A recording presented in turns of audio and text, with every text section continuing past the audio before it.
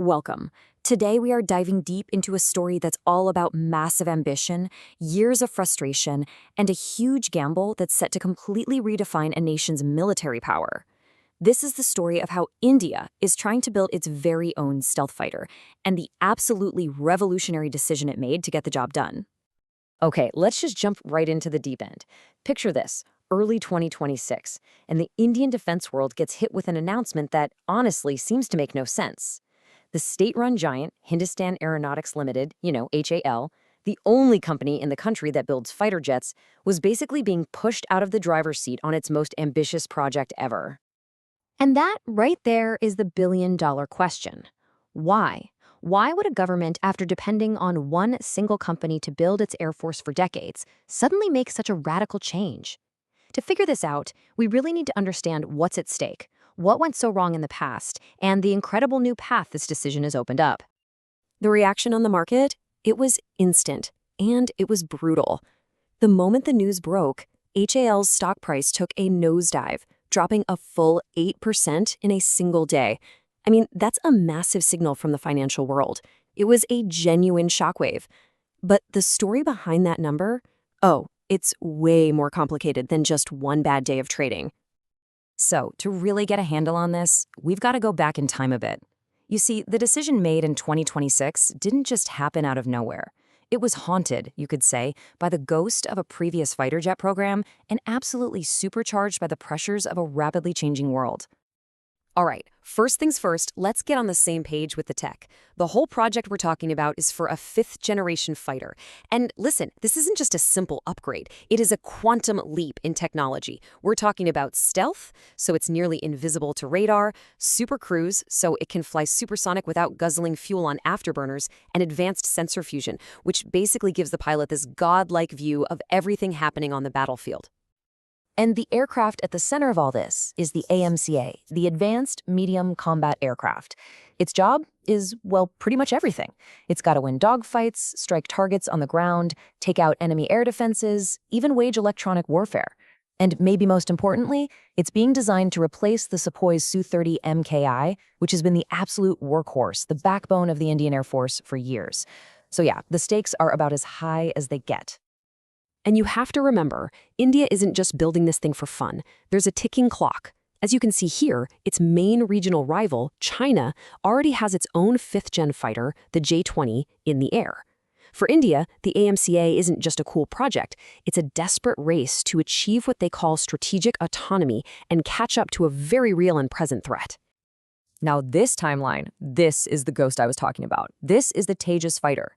From the first idea in 1983 to being fully ready for combat in 2019, it took over 30 years. That whole journey, which was led by HAL, was just bogged down by delays, funding issues, and a super steep learning curve.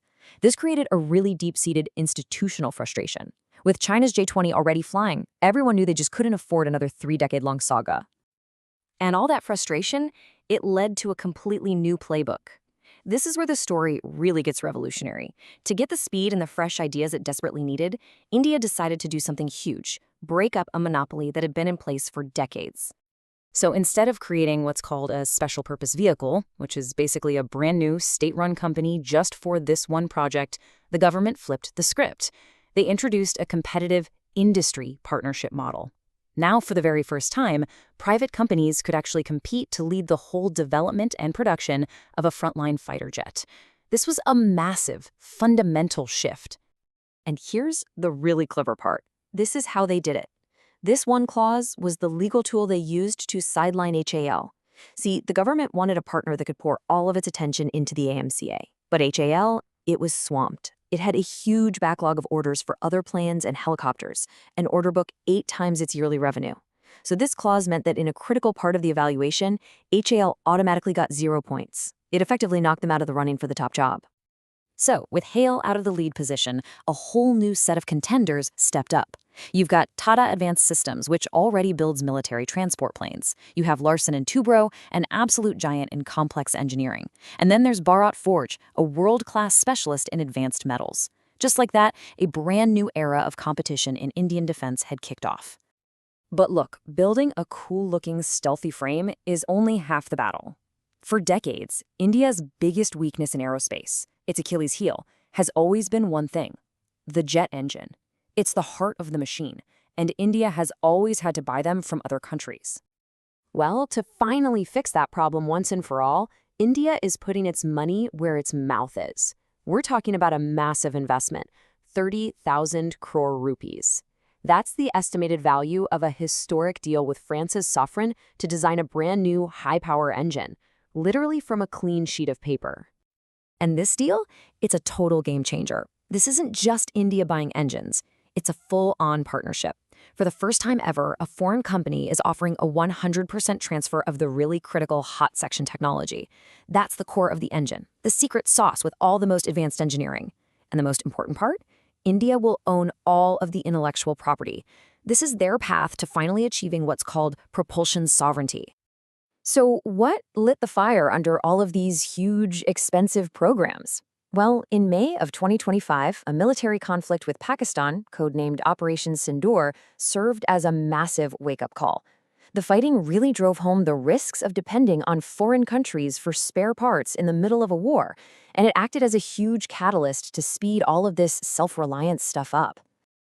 And you can see the result right here in the money. The very next budget saw this massive surge in defense spending. And look at where the biggest jump was. A staggering 31.3% increase specifically for aircraft and their engines. This was the cash that was used to fast-track the AMCA and seal that game-changing deal with Safran. So, you've got a brand new private sector-led model, a landmark engine deal, and a flood of new money.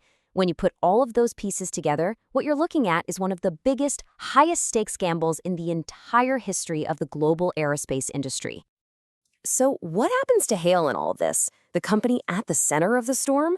Well, even though it lost the lead role on AMCA, it's definitely not going away. It looks like two main paths are opening up. On one hand, Russia has offered them a potential lifeline to build Russia's own Su-57 stealth fighter in India. At the same time, HALE is pivoting hard, focusing on its very successful helicopter programs, and even getting into building rockets for India's booming space program. And all of this brings us back to the final, absolutely critical question. The old state-run way of doing things was slow, it was frustrating, but it was predictable. This new competitive model promises speed and innovation, but it's totally unproven on a project this important. So has India made the boldest move in its history, a move that will finally launch it into the aerospace elite? Or has it just risked its national security on a massive, untested gamble? That's the question that will define the future of India's power in the skies.